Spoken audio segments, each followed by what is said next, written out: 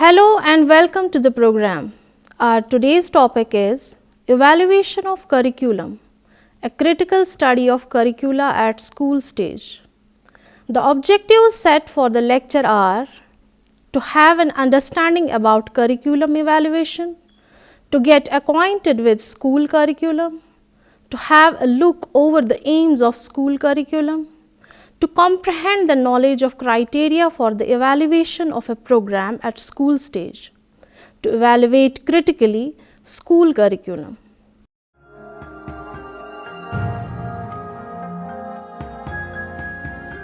Evaluation is extremely important to the teacher as it provides the opportunity to make an informed opinion about something and helps reflection.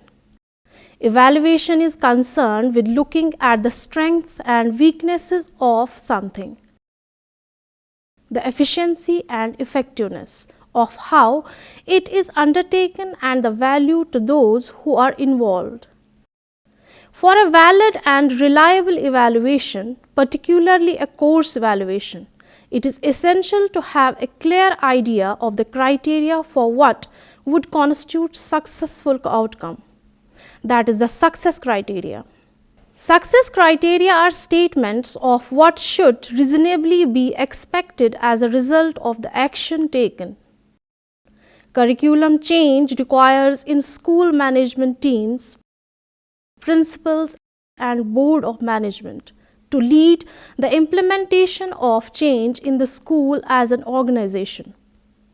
Effective curriculum change in the school requires time, personal interaction, in-service training and other forms of people-based support. For this, evaluation of curriculum is very important. However, it is very essential to understand the need, purpose of curriculum evaluation and criteria for evaluation.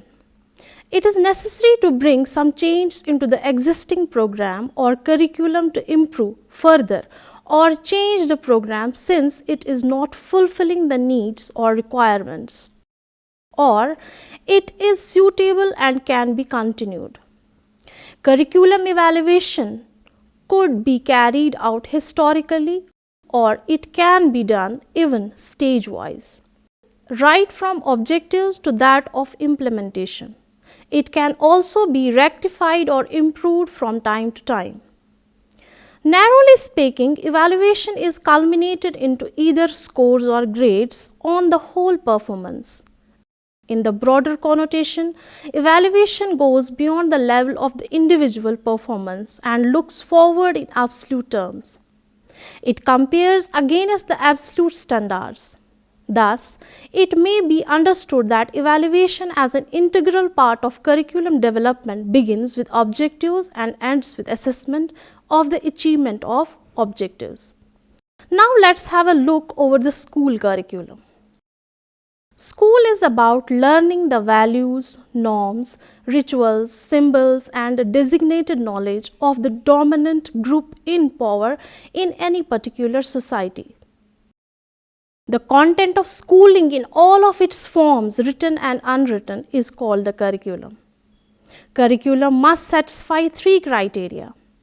It must be effective in helping students learn more rapidly than they would on their own. What students learn should benefit both the individual and society as the whole. And it must employ positive rather than coercive or positive methods. This emphasizes the importance of curriculum content.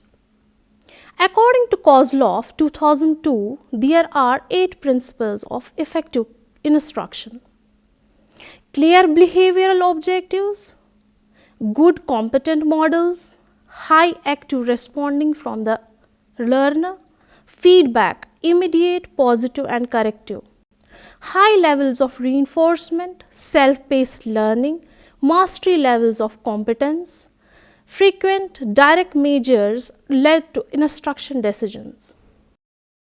These principles should be at the forefront of teachers' method of instruction and always be taken into account while designing a curriculum. A good curriculum must complement these principles by allowing the opportunity for teachers to be able to provide immediate feedback, to ensure students can learn at their own pace, and to provide the time and resources for teachers to be able to take frequent measurements of students' learning and the use of measure to make instructional decisions. Now, aims of school curriculum. First, the school curriculum should provide all students with essential lifelong learning experiences for whole person development in the domains of ethics, intellect, physical development, social skills, and aesthetics, according to individual potential, so that all students can become active, responsible, and contributing members of the society, the nation, and the world. Second, the school curriculum should help students learn how to learn through cultivating positive values, attitude, and commitment of the long learning and through developing generic skills to acquire, construct, and communicate knowledge. A quality curriculum should set the direction for learning and teaching through a coherent and flexible framework, which can be adapted to change and the different needs of students and schools. Fourth, the school curriculum aims to develop pupils' self-esteem and confidence in their capacity to learn and work independently and collaboratively. It aims to promote emotional well-being, helping pupils to form relationships based on respect for themselves and others and to work for the common good. Now let's have a look over the criteria for the evaluation of a program at school stage. First, consistency with objectives. It is very important that the evaluation must be consistent with the objectives. Evaluators should look at the whole process such as methods, teaching, learning, strategies, and types of tests, whether they would really result to know the achievement of the intended objectives of the program. It's very necessary that all the process should have coherence with each other and should be an integral part of the whole program. Second, comprehensiveness. The program objectives should be precise and comprehensive in its scope. Today, in curriculum revision or designing, due to the advancement and explosion of knowledge, technology, global trends, liberal policies, and privatization, leads to tremendous expansion of program objectives. The pace at which the objectives are expanding and changing, the suitable and relevant tools and instruments for assessment are not equipped to the system. Third, sufficient diagnostic value. Evaluation should take into account the strengths and weaknesses of the program on the basis of its achievements in terms of processes and product of the program. The results should be very clear in order to visualize implementation of any program with effectiveness. Fourth, validity. It should serve the purpose for which it is designed. We can understand whether the content is suitable to achieve the intended objectives of the program while evaluating the content. Mostly, the difficulty occurs when the objectives are not clearly stated, vague, diffused, and abstract. So, it is essential that the behavioral outcomes should be expressed clearly to get more validity to the program. Fifth, unity of evaluative judgment. The evaluative judgments have to be made about the groups or individuals on the basis of available evidence, which leads to many threats to the program evaluation. While making evaluation, every minute behavior has to be measured accurately and precisely, and the complex behavior can be grouped into smaller units, and each one of them should be measured separately. By breaking down the objectives into the components and units, specific instruments should be used to measure it. We can observe the performance ability of the child on different dimensions, and based on the same judgment has to be made in a unity. 6. Continuity. Evaluation should be continuously and an integral part of curriculum development and instruction. There is a need to take continuously feedback on the strengths and weaknesses of the program or a part of the program. Thus, there should be continuity in the evaluation curriculum.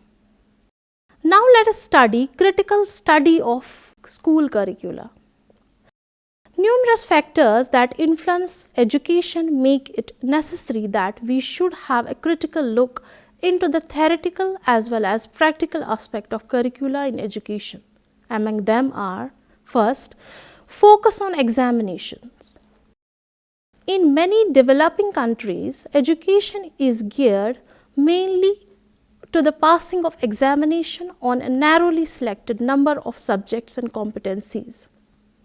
Poor achievement in the examination can lead to charges of inadequate curricula or incompetent teaching or both. Second, untrained teachers. Those who teach are only as good as the training that they receive and use. Large numbers of teachers are ill prepared to deliver the curriculum. Many classrooms have remained teacher-centered, and efforts to introduce a child-centered approach on a national scale have been fruitless. Third, social economic considerations.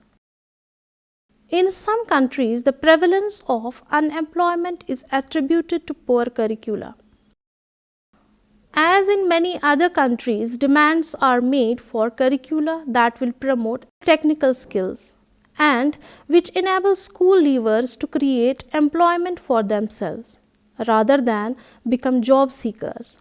Such competencies would include problem solving, decision making, analysis and communication skills, as well as those which are not trade specific, such as designing and pattern making, etc. Fourth, exposure to new technologies. These often serve to provoke and encourage curriculum reform, since school leavers often find that they need new skills and knowledge to live and work in the modern world. Fifth, appropriate research. Research often helps to identify those curriculum areas that require in-depth assessment. Now, dear students, let us conclude. The purpose of any scheme of evaluation, including curriculum evaluation, will vary according to the purposes, views, conceptions of the person or persons making the evaluation. A teacher could use curriculum evaluation to improve his teaching. A school may use curriculum evaluation to appraise the quality of the teaching staff. Principals may use curriculum evaluation to provide information to help them making decisions. Governing agencies may use curriculum evaluation for accountability and control purposes. There is no doubt that a pupil or parent would approach curriculum evaluation differently from any of the said groups. Thus, the curriculum evaluation helps the policymakers and educationists to take a decision whether to continue, improve on, or change the program depending on the strengths and weaknesses of the program. We conclude. Thank you, students. Hope you understood well.